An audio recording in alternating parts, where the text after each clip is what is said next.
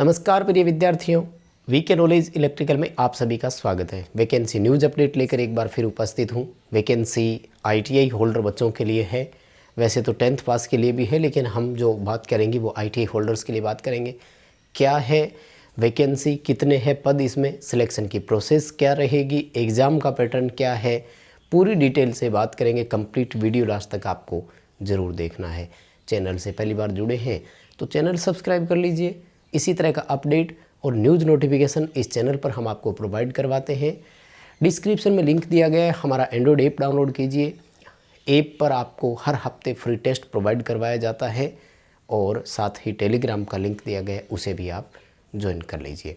आइए इस वैकेंसी पर एक नज़र डाल देते हैं। और जैसा कि आप देख पा रहे हैं, वैकेंसी है नीलेट्स की, जिसे अपन कंप्यूटर का एक इंस्टीट्यूट बोलते हैं। जनरली यहाँ से CCC का कोर्स या जितने भी O लेवल PGDCA करवाए जाते हैं, वहाँ वैकेंसी है ये। और वैकेंसी का जो डिपार्टमेंट है ना, उसका नाम है STQC, शॉर्ट में बोला जाता है STQC वैकेंसी है। पूरा नाम है standardisation testing and quality certification directorate.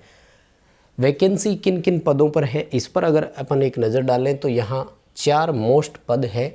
एक है draftsman C, lab attendant B, technical lab assistant A और ट्रेड्समैन B, उसके बाद में हेल्पर B। ये है 5 पोस्ट जहाँ पर वैकेंसी होनी है। हम बात करेंगे यहाँ पर ड्राफ्टमैन, जहाँ मैकेनिकल में ITI, और ट्रेड्समैन जहाँ इलेक्ट्रिकल और इलेक्ट्रॉनिक्स में ITI। इनके लिए है क्वालिफ़िकेशन। आइए नज़र डालते हैं। फर्स्ट ऑफ ऑल इस पर चर्चा करते हैं। 2 चीज़ें आपको दिखाऊंगा मैं, क्वालिफ़िकेशन और पोस्ट का नाम, पे स्केल, उसके बाद में पूरी डिटेल बात करेंगे। सबसे पहले देखो ड्राफ्टमैन C यहाँ पर लिखा हुआ है। पे स्केल लेवल 5 में आपको रखेंगे, जहाँ 29,200 रुपये से आपकी बेसिक स्टार्ट होगी।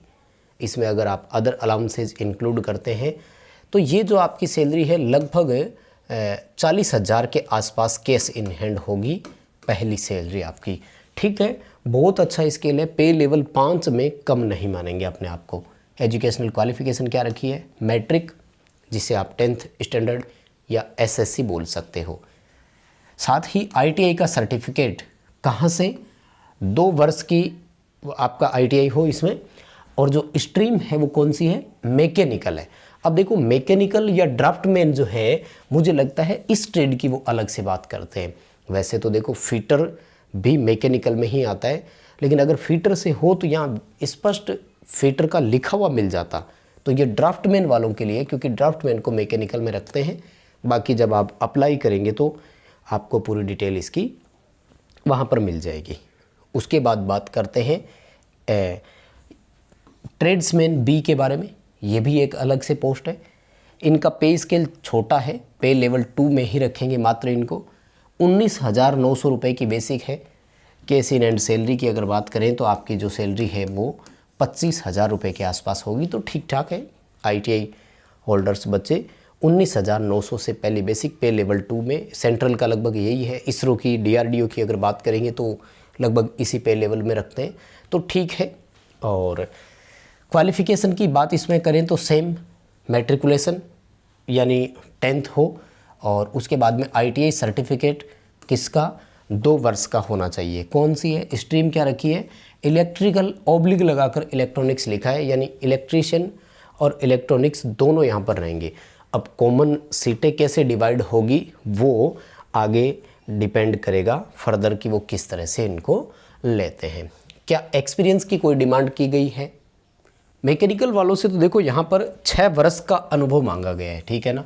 यानी मैकेनिकल ड्राफ्टमैन वाले जो है उनके पास 6 ईयर एक्सपीरियंस होना चाहिए। देखो इतना बड़ा पे स्केल अगर लेना है तो वो पे करना ही पड़ेगा। और इलेक्ट्रीशियन वालों से तो देखो यहाँ पर लिखा हुआ है निल, यानी कोई एक्सपीरियंस नहीं, केवल ITI हो आपका 2 वर्ष का, ठीक है। एज लिमिट की अगर मैं बात करूँ तो सब के लिए सेम क्राइटेरिया रखा है, 27 वर्ष।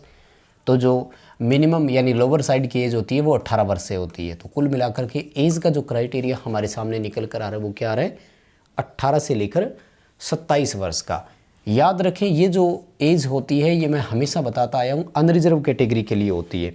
तो रिजर्व कैटेगरी के जितने भी कैंडिडेट हैं उनको एज पर रिजर्वेशन छूट मिलेगी। जैसे ओबीसी से अगर कोई बच्चा है तो उसे 3 वर्ष की छूट इसमें और मिलेगी, यानी 27 और 3 जोड़ेगा तो उसके लिए 30 वर्ष तक की हो गई, 30 वर्ष तक आप अप्लाई कर पाएंगे।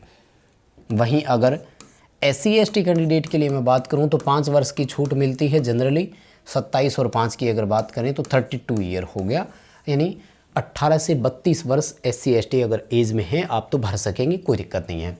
और अगर सिलेक्शन प्रोसेस की बात की जाए तो रिटन एग्ज़ाम होगा और उसके बाद में स्किल टेस्ट होगा।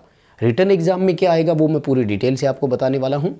स्किल टेस्ट के लिए 4 गुना कैंडिडेट बुलाए जाएंगे, यानी जितनी सीटें हैं उनका 4 गुना आपको रिटन में जो बच्चे बैठेंगे उनको स्किल टेस्ट के लिए बुलाया जाएगा।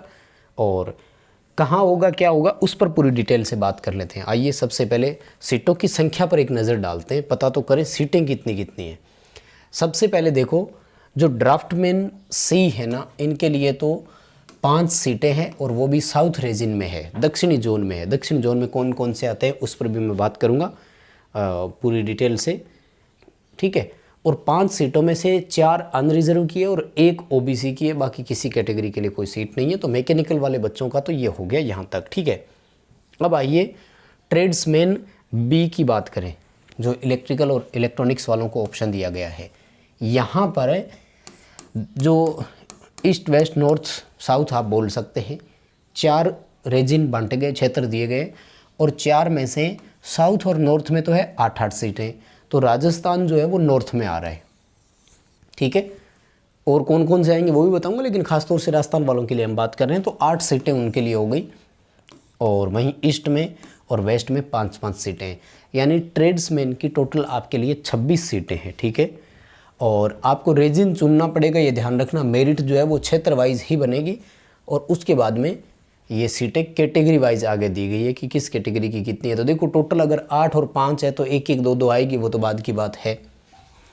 आपको 8 सीटें मानते हुए अप्लाई करना है, जो ओपन के लिए सीटें रहती है, और हेल्पर के लिए इसमें ज़्यादा बात करने की ज़रूरत इसमें है नहीं। आ जाइए आपको एक बार जोन के हिसाब से बता देता हूँ कि किस में क्या है। ये देखो ये रहा, कौन सी डिटेल है। पहले नॉर्थ वालों की डिटेल बता रहा हूँ। तो नॉर्थ में कौन कौन आ रहा है देखो, दिल्ली आएगा, जयपुर आएगा, अजमेर आएगा। तो राजस्थान के 2 बड़े ज़िले हो गए, अजमेर और जयपुर, और सोलान, मोहाली, ये आएंगे इतने सारे। और अगर मैं बात करूं यहाँ पर यूपी वाले बच्चों के लिए, तो आई थिंक यूपी जो आपका रहेगा वो रहेगा, तो स्पष्ट कहीं पर और स्टेट का इन्होंने लिखा नहीं है। तो जहाँ तक मेरा मानना है यूपी को भी नॉर्थर्न रीजन में ही रखेंगे। बाकी आप डिटेल इसमें PDF नोटिफिकेशन में देख सकते हैं कहाँ से क्या मिलेगा। और एज रिलैक्सेशन पर बात कर चुका हूँ, कितनी छूट किसको मिलेगी शायद इस पर बोलने की ज़रूरत नहीं है। हाँ, जब एप्लीकेशन फ़ीस का क्राइटेरिया सामने आ ही गया तो बता देता हूँ। ये मुझे थोड़ा सा ठीक ठाक लगा क्योंकि बहुत ज़्यादा फीस नहीं है। जनरल और OBC EWS वाले बच्चों को 200 रुपये की फ़ीस पे करनी है। SC ST महिला कैंडिडेट और physically handicapped person with disability PWD वाले जो होते हैं, इनके लिए कोई फ़ीस नहीं है। बाकी 3 कैटेगरी बच गई, अनरिजर्व, EWS और OBC। इन बच्चों को केवल मात्र 200 रुपये पे करनी है, तो कोई ज़्यादा फीस नहीं है भाई। हम देखते हैं जनरली 600 रुपये, 1000 रुपये फ़ीस होती है, उस मुकाबले में ठीक ठाक है। तो 8 सीटों के लिए आप इस बेस पे ट्रायल ले सकते हैं। अब आइए जो आपका रिटर्न एग्ज़ाम होगा उसकी योजना कैसी रहेगी, स्कीम कैसी रहेगी। OMR बेस्ड भी हो सकता है और कंप्यूटर बेस्ड भी हो सकता है। बड़ा सिनेरियो क्या है वो बता दूं आपको। तो टोटल आएंगे 100 क्वेश्चन और इसके लिए आपको मिलेंगे 120 मिनट का समय, यानी 2 घंटे का समय मिलेगा। फिर दोहरा रहा हूँ, रिपीट कर रहा हूँ कि कंपटीशन एग्ज़ाम में एक क्वेश्चन को हल करने के लिए अगर आपको 1 मिनट से ज़्यादा का समय मिले तो समझ लीजिए वो हमारे लिए बहुत ही अच्छी व्यवस्था है। जनरल हम देखते हैं 48 सेकंड के आसपास एक क्वेश्चन को हल करने का समय मिलता है, जिस दौरान बच्चे को क्वेश्चन पढ़ना भी होगा, समझना भी होगा, उत्तर भी है और उसे सिलेक्ट भी करना है। यहाँ आपको 120 मिनट यानी 2 घंटे का समय मिलेगा 100 क्वेश्चन के लिए। 100 के 100 क्वेश्चन में सही करने पर 1 नंबर मिलेगा, यानी मार्किंग की बात कर रहा हूँ मैं, और 1/4 नेगेटिव मार्किंग है, ये ध्यान रखें। रिपीट कर रहा हूँ, नेगेटिव मार्किंग है। 0.25 की नेगेटिव मार्किंग है, 1/4 नेगेटिव मार्किंग है, ये ध्यान रखिएगा, ठीक है। अब आ जाइए, जो क्वेश्चन है वो कहाँ से, कैसे और कितने आएंगे। तो ड्राफ्टमैन सी और ट्रेड्समैन बी, इन सब का कॉमन रहेगा। 2 पार्ट रहेंगे पेपर में, ए और बी। एक टेक्निकल होगा, एक नॉन टेक का होगा। टेक्निकल में आपकी स्ट्रीम यानी जो ट्रेड है उससे संबंधित क्वेश्चन होंगे 70, और वो 70 नंबर के होंगे, यानी 70 क्वेश्चन, 70 मार्क्स, 1 मार्क्स पर क्वेश्चन, और एक नंबर का एक क्वेश्चन आप बोल सकते हैं। अब हम ये सोच सकते हैं कि बाकी 30 क्वेश्चन आएंगे मात्र, तो डोमिनेटिंग पार्ट कौन रहा? टेक्निकल। यानी जिस बच्चे का टेक्निकल स्ट्रोंग है वो आगे निकल सकता है। ये याद रखिएगा, मैं बोल रहा हूँ टेक्निकल स्ट्रोंग है, मैं ये नहीं बोल रहा हूँ फिर यहाँ पर कि इसको आप बिल्कुल भी इग्नोर कर सकते हैं। स्ट्रोंग का मतलब इस पर बहुत अच्छी पकड़ थी और ये ठीक ठाक आपको आ रहा है, तो इसमें से भी आपने कवर कर लिया। अगर 30 में से आप यहाँ 10-12 नंबर भी ले जाते हैं तो ठीक ठाक स्कोर है, कहीं कोई प्रॉब्लम नहीं है। और नॉर्मल पढ़ने वाला बच्चा 30 में से 10-12 नंबर तो ले ही आएगा। और रिसेंट तो देखो, जो हमारे साथ बच्चे जुड़े हुए हैं, वीके नॉलेज इलेक्ट्रिकल को फॉलो कर रहे हैं, हर वीडियो में मैंने ये कहा है कि अपने आप में ये 5 सब्जेक्ट तैयार रखिए। कौन कौन से थे? इसमें 3 कॉमन सब्जेक्ट आ रहे हैं। देखो, जनरल इंटेलिजेंस, रीजनिंग बोल सकते हो, सामान्य तार्किक क्षमता लिखेगा हिंदी में। एलिमेंट्री मैथ, 10th लेवल की जो गणित होती है वो, इसे क्वांटिटेटिव एप्टीट्यूड लिख देते हैं कई बार, वो एक ही बात है। जनरल अवेयरनेस, सामान्य जागरूकता, इसमें करंट जीके भी होगा, नॉर्मल स्टैटिक जीके भी होगा। तो ये 3 तो मैं बार बार बोलता आया हूँ हर बच्चे को। उसके बाद में मैंने एक पर्टिकुलर सब्जेक्ट को कहा था, हिंदी इंग्लिश दोनों पढ़ने के लिए बोला था मैंने। अब इन्होंने केवल इंग्लिश मांगी है, तो कोई बात नहीं, कोई प्रॉब्लम नहीं है। जो बच्चा यूपीपीसीएल TG2 की तैयारी कर रहा है उसके लिए कोई भी सिलेबस एक्स्ट्रा नहीं है, बताओ है तो। यूपीपीसीएल TG2 में कंप्यूटर और हिंदी आएंगे, जबकि वो इसमें है नहीं, तो आपके लिए तो फ़ायदा ही है। पढ़ना अलग तो कुछ नहीं है, जो पढ़ रहे हो उसी में से यूटिलाइज होगा। बाकी रिसेंटली जितनी भी भर्तियाँ देख लो, यही सिलेबस आ रहा है। जब सबका सिलेबस कॉमन है तो अलग अलग तैयारी क्यों? एक ही बार में किसी चीज़ पर पकड़ कीजिए, क्यों नहीं हमारा सिलेक्शन हो सकता? भाई हर एग्ज़ाम में आप देखो, जनरली इतना ही तो सिलेबस आता है जो यहाँ दिया हुआ है, फिर हम पीछे क्यों रह रहे?